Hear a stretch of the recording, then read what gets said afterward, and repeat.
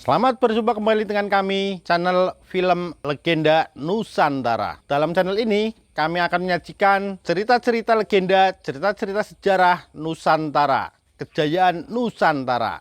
Semoga kita semua akan menyadari bahwa negara kita, Nusantara, adalah negara yang sangat luar biasa. Salam NKRI. Kidung Senja di Mataram bagian 86. Duka selalu timbul dari ikatan yang memiliki akan kehilangan. Istriku atau suamiku, anak-anakku, keluargaku, kekayaanku, nama besarku, kedudukanku semua itu menjadi ikatan dan mulai saat kita memiliki kita sudah berada di ambang pintu duka karena dia yang memiliki akan menderita apabila dia kehilangan yang dimilikinya.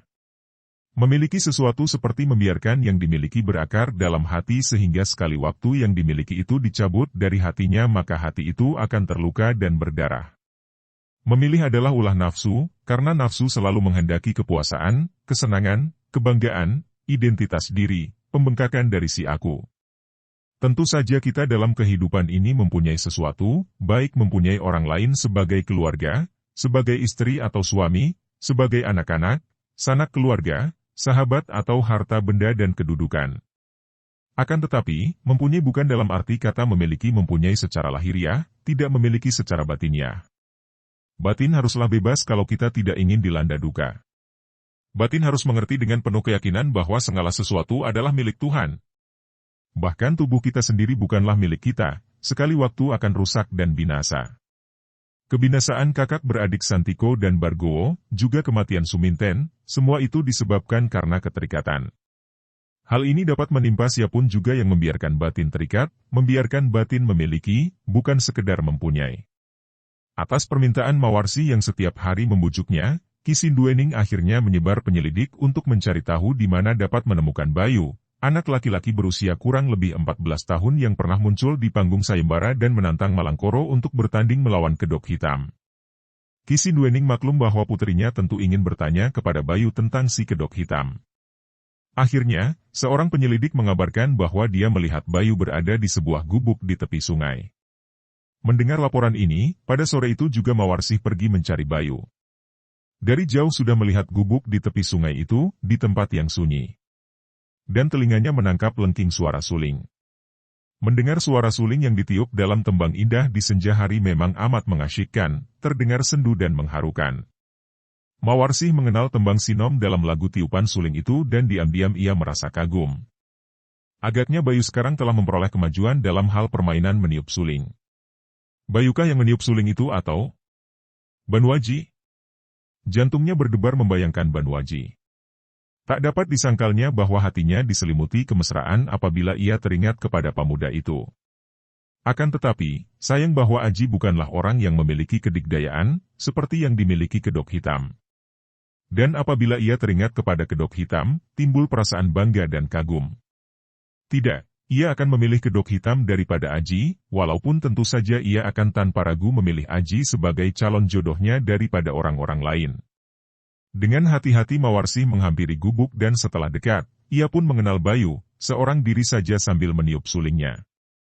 Mawarsih tersenyum, lalu memanggil dengan suara gembira, "Bayu." Suara suling terhenti dan Bayu menengok dan matanya bersinar-sinar ketika dia mengenal siapa yang datang menjenguknya di tempat sunyi itu. Bak Ayu. Raden Ajeng. Raden Ayu atau Raden Roro? Kus. Mawarsih membentak sambil tertawa. Tidak ada Raden-Radenan. Bagimu aku tetap Bak Ayu Mawarsih. Tapi, engkau kini putri seorang senopati, bukan seperti dahulu lagi, bantah Bayu. Sudahlah, Bayu. Apakah engkau tidak mau lagi menganggap aku ini sahabatmu? Seperti dahulu ketika kita masih berada di Sintren?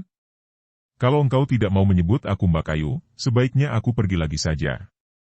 Maaf, Mbak Kayu Mawarsi, jangan marah. Aku pun hanya bergurau, kata Bayu yang memang biasanya lincah jenaka dan pandai bicara. Bagaimana engkau sampai tersesat ke tempat ini, Mbak Kayu? Kalau kau katakan tersesat, bagaimana dengan dirimu? Kenapa engkau juga berada di sini? Apakah engkau tidak lagi tinggal di Pancot, di lereng Lawu itu? Tidak, Mbak Kayu. Sejak seekor anak kerbau Paman Lurah yang kugembala di gondol Harimua, Paman selalu marah-marah kepadaku. Aku jadi tidak kerasan dan aku pergi meninggalkan Pancot dan akhirnya aku berada di sini, kadang membantu para paman tani untuk sekedar mendapat makan. Aku ingin mencari pekerjaan dan meluaskan pengalaman, Bakayu. Bagaimana engkau dapat berada di tempat kami mengadakan sayembara itu tempo hari? Aku memang memasuki kota raja untuk mencari pekerjaan, Bakayu Mawarsi. Aku mendengar tentang sayembara itu dan aku pergi menonton. Tentu saja aku mengenal engkau, akan tetapi aku tidak berani menegur. Dan kemudian engkau menantang Malangkoro untuk bertanding melawan Kedok Hitam. Nah, katakan siapakah Kedok Hitam dan di mana dia sekarang? Gadis itu menatap wajah Bayu dengan tajam penuh selidik. Sungguh mati aku tidak tahu siapa dia, Bakayu. Ketika itu, dia berada di belakangku dan berbisik agar aku menantang Malangkoro untuk bertanding dengan dia. Karena aku tidak suka melihat kemenangan Malangkoro, tidak suka melihat raksasa itu menjadi jodohmu, maka aku melakukan apa yang dimintanya dengan senang hati. Setelah perkelahian selesai, dia menghilang dan aku tidak pernah bertemu lagi dengan dia. Dari pandang mata pemuda remaja itu tahulah Mawarsi bahwa Bayu tidak berbohong. Ia menghela napas penuh kekecewaan, kemudian ia teringat akan Banwaji. Sejak dahulu, Banwaji adalah dengan Bayu, bahkan mungkin masih sanak karena mereka berdua ada hubungan keluarga dengan Lurah Pancot. Bayu, ketika nonton pertandingan sayembara, engkau tentu melihat Kakang Banwaji, bukan? Tentu saja, jawab Bayu dan nada suaranya gembira. Nah, kalau begitu, maukah engkau menceritakan kepadaku tentang Kakang Banwaji? Apa saja yang dilakukannya selama ini dan di mana dia sekarang berada? Bayu menatap wajah gadis itu dengan penuh perhatian lalu bertanya, nanti dulu, Bakayu Mawarsi. Sebelum menjawab pertanyaanmu itu, lebih dulu aku ingin bertanya, bagaimana sikap Bakayu Mawarsi apabila Bakayu telah berjanji kepada seseorang yang amat Bakayu sayang dan kagumi? Apakah akan memegang teguh janjinya dan tidak akan mengingkari janji? Dengan spontan Mawarsi menjawab, tentu saja. Demikianlah sikap seorang yang gagah perkasa dan bijaksana. Pengingkaran janji hanya dilakukan orang yang rendah diri dan pengecut, Bayu. Kenapa engkau tanyakan hal itu? Begini, Bakayu. Aku sudah berjanji kepada Kakang Mas Aji bahwa aku tidak akan bercerita kepada siapapun juga mengenai diri Kakang Mas Aji. Nah, tentu Bakayu tidak ingin melihat aku menjadi pengkhianat dan pengecut. Mawarsih tertegun dan sejenak ia termenung. Ia merasa dikalahkan Bayu. Tentu saja ia tidak lagi mampu membantah. Hanya diam-diam ia merasa penasaran sekali mengapa Banwaji hendak merahasiakan tentang dirinya. Kalau si Kedok Hitam sudah jelas menyembunyikan keadaan dirinya dengan mengenakan kedok. Akan tetapi Banwaji? Kenapa ikut-ikutan menyimpan rahasia? Melihat Mawarsi menundukkan muka dengan alis berkerut dan wajahnya nampak muram, Bayu berkata, Bakayu Mawarsi, maaf kalau aku mengecewakan hatimu. Sudahlah jangan dipikirkan lagi, sebaiknya kalau aku memainkan tembang kegemaran Bakayu. Kidung Asmaradana, bukan?